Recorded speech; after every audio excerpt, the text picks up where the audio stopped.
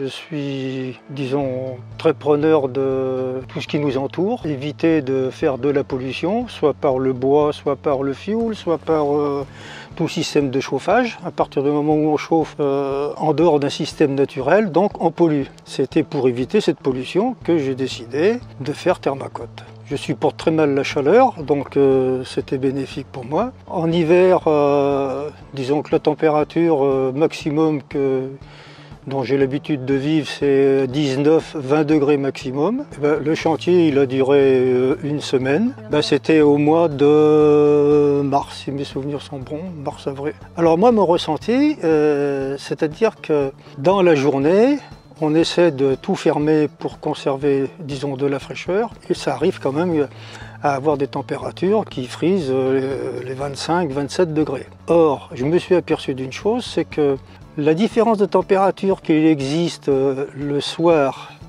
entre l'intérieur et l'extérieur, le matin, quand je fais exactement la même manip, j'ai 0,5 degrés de différence le matin que le soir, j'en ai 7 ou 8.